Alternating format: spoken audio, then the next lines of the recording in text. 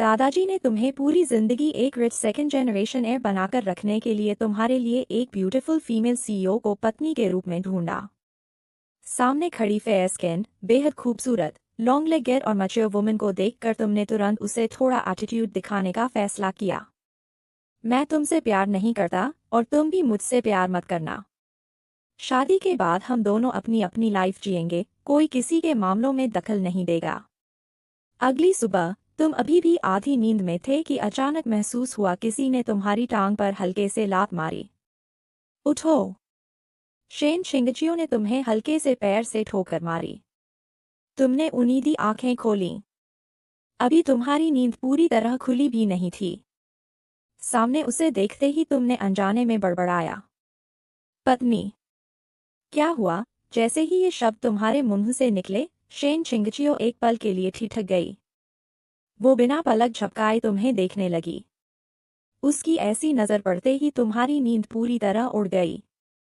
तभी तुम्हें एहसास हुआ कि तुमने अभी उसे क्या कह दिया था। शर्म से तुम्हारे कानों तक गर्मी दौड़ गई। तुम एक साथ एम्बेरस्ड भी थे और थोड़ा झेंप भी गए। वो तुम्हें ऐसे क्यों देख रही थी? क्या उसे पत्नी कहकर बुलाना पसंद नहीं था? अगर ऐसा है तो फिर तुम्हें उसे क्या कहना चाहिए? डियर, बेबी, बेब, इन सब निकनेम से तो तुम्हें कोई दिक्कत नहीं थी। लेकिन तुम्हें लगा कि अगर वो पत्नी जैसा नॉर्मल संबोधन भी एक्सेप्ट नहीं कर पा रही, तो बाद वाले ये और भी ज्यादा इंटीमेट निकनेम्स शायद उसे और भी नापसंद आएंगे। जब तुम अपने ही ख्यालों में उलझे हुए थे, तभी शेन शिंगचियो ने कहा, आगे से फैन ग्रुप में जो भी बोलो, थोड़ा सोच समझकर बोलना। तुम्हें कुछ समझ ही नहीं आया। मैंने ऐसा क्या कह दिया? तुम्हारे चेहरे पर उलझन देखकर शेन शिंगचियो ने अपना फोन तुम्हारी तरफ बढ़ा दिया। तुमने फोन लेकर देखा तो स्क्रीन पर बड़े बड़े अक्षरों में ट्रेंडिंग टॉपिक चमक रहा था। पुलिस ऑफिसर को उसकी वाइफ बहुत सख्ती से कंट्रोल करती है। इसे देखते ही तुमने गिल्टी नजरों से शेन शिंगचियो की तरफ देखा। शर्म के मारे तुम्हारी हालत ऐसी हो गई कि जमीन में गड़ जाने का मन करने लगा।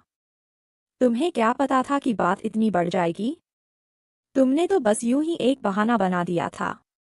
असल में तुम्हें डर था कि कहीं उसे पता न चल जाए कि फैन ग्रुप में तुम सबको शी चांगशन को जाकर डांटने और क्रिटिसाइज करने के लिए उकसा रहे थे, इसलिए तुमने झट से वही बहाना बना दिया।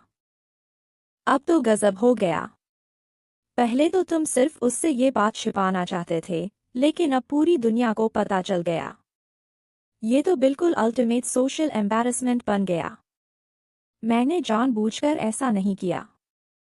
तुमने धीमी आवाज में अपनी सफाई दी। शेन शिंगचियो की नजरें तुम पर टिकी रहीं। उसकी आंखों में जैसे कुछ टटोलने वाली झलक थी। तो कल तुम फोन पकड़े पकड़े लगातार मुस्कुरा रहे थे। क्या उसी फैन ग्रुप में चैट कर रहे थे? हाँ। अब तुम्हारे पास सच मानने के अलावा कोई रास्ता नहीं था। तुमने मजबूरी में सिर हिलाकर हामी भर दी। शेन शिंगचियो कुछ देर चुप रही। फिर धीरे से बोली, ठीक है। लगता है मैंने ही ज्यादा सोच लिया था। लेकिन आगे से ऑनलाइन कुछ भी बोलो तो थोड़ा सोच समझकर बोलना। ठीक है। तुमने आज्ञाकारी बच्चे की तरह सिर हिलाया, बिल्कुल ऐसे जैसे कोई गलती कर बैठा प्राइमरी स्कूल स्टूडेंट अपनी टीचर के सामने खड़ा हो। शेन शिंगचियो ने आगे कहा, और शिचांगशन वाली बात, उसमें तुम दखल मत देना। उसकी ये बात सुनते ही तुम्हारा गुस्सा भड़क उठा। वो तो तुम्हारा दूसरा पति बनने की सोच रहा है और मैं चुप बैठा रहूं? अगर अभी मैंने कुछ नहीं किया तो आगे चलकर वो सिर्फ दूसरा पति बनने की नहीं सोचेगा, बल्कि शायद तुम्हें ही रास्ते से हटाकर तुम्हारी जगह लेने की कोशिश करेगा। तुम्हें इतना गुस्से में देखकर शेन शिंगचियो हल्के से मुस्कुराई। उसने धीमे से कहा, वो तो बस फैंस की हंसी मजाक और छेड़छाड़ थी। शी चांगशन के मन में ऐसी कोई भावना नहीं है। तुमने भौहें सिकोड़ ली। तुम्हें उसकी बात पर बिल्कुल भरोसा नहीं हुआ। तुम्हें कैसे पता कि उसके मन में ऐसा कुछ नहीं है? शेन शिंगचियो ने शांत स्वर में जवाब दिया, क्योंकि उसने मुझसे कभी ऐसा कुछ नहीं कहा, नहीं कभी मुझे प्रपोज किया। ये सुनकर तुम पूरी तरह निरुत्तर रह गए। क्या उसे सच में दिखाई नहीं देता कि शी चांगशुन उसे पसंद करता है? वो तो खुद को बहुत स्मार्ट मानती है, फिर इतनी सी बात भी समझ नहीं पा रही। लेकिन अगले ही पल तुमने अपने मन की बात रोक ली। तुम इतने भी बेवकूफ नहीं थे कि खुद ही अपनी पत्नी से जाकर कहो कि कोई दूसरा आदमी उसे पसंद करता है। इसलिए तुमने बात को दूसरे तरीके से रखा। लेकिन फैंस का इस तरह हल्ला मचाना भी गलत है। तुम मेरी पत्नी हो और ये परिवार की बहू हो। अगर इंटरनेट पर तुम्हारा किसी दूसरे आदमी के साथ सीपी कपल पेयरिंग बनाया जाएगा तो लोग मेरे बारे में क्या सोचेंगे? लोग क्या सोचेंगे? और ये परिवार की इज्जत का क्या होगा? उसने हल्के से सिर हिलाया। इस बार उसके चेहरे पर गंभीरता आ गई। मुझे समझ आ गया। मैं आज ही इस मामले को हैंडल करूंगी। कैसे हैंडल करोगी? तुमने तुरंत पूछा। वो हल्का सा मुस्कुराई और बोली, वक्त आने पर तुम्हें पता चल जाएगा। इतना कहकर उसने बात को रहस्य ही रहने दिया। नाश्ता करने के बाद तुम दोनों वापस कमरे में आ गए। बाहर निकलने से पहले शेन चिंगचियो खुद को रोक नहीं पाई और फिर से तुम्हें समझाते हुए बोली, आगे से फैन ग्रुप में इतने सारे रेड पैकेट्स मत भेजा करो। शेन चिंगचियो को पैसों की चिंता नहीं थी। असल वजह ये थी कि जितना बड़ा नाम होता है उतना ही ज्यादा लोगों का ध्यान भी खींचता है। अगर तुम इसी तरह खुलेआम पैसे लुटाते रहे तो इससे तुम्हारी और ये ग्रुप की इमेज पर बुरा असर पड़ सकता था।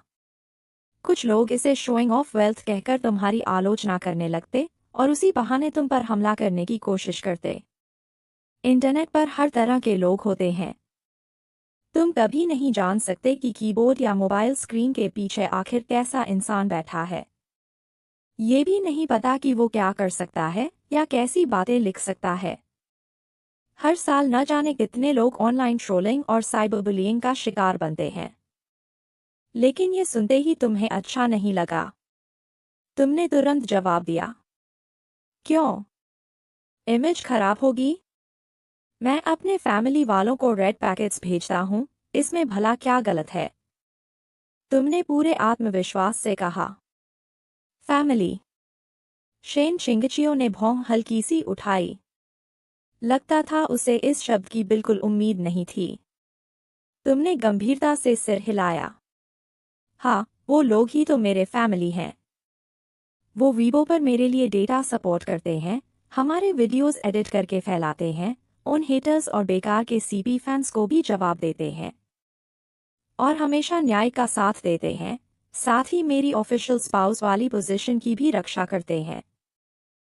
वो लोग मेरे लिए इतनी मेहनत करते हैं तो मैं उन्हें थोड़ा सा मेहनताना दे दूं, इसमें आखिर गलत क्या है? Official spouse? शेन चिंगचियो ने तुरंत इस शब्द पर ध्यान दिया। उसके होठों पर हल्की सी शरारती मुस्कान उभर आई।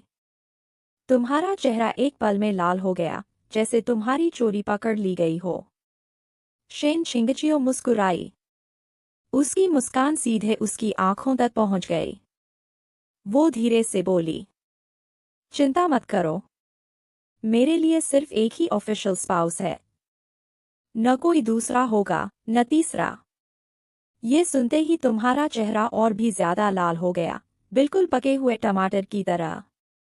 तुमने चुपके से उसकी तरफ एक नजर डाली। कुछ कहा तो नहीं, लेकिन तुम्हारा दिल तुम्हारी बात मानने को तैयार ही नहीं था। वो बेकाबू होकर तेज तेज धड़कने लगा। क्या वो तुम्हें मीठी मीठी बातें करके मना रहा था? हालांकि उसकी बातें सुनने में बिल्कुल वैसी ही लग रही थी जैसी कई प्लेबॉयज या चीटर्स लड़कियों को मनाने के लिए कहते हैं। फिर भी न जाने क्यों तुम्हारे दिल में एक अजीब सी खुशी भर गई। अब जाकर तुम्हें समझ आया कि आखिर इतनी सारी लड़कियां ऐसे मीठे शब्दों पर क्यों भरोसा कर बैठती हैं। क्योंकि ये बातें सच में दिल को छू जाती हैं। लेकिन तुम्हें पूरा यकीन था कि शेन चिंगचियो उन प्लेबॉयज जैसा बिल्कुल नहीं है। वो कभी तुमसे झूठ नहीं बोलेगा।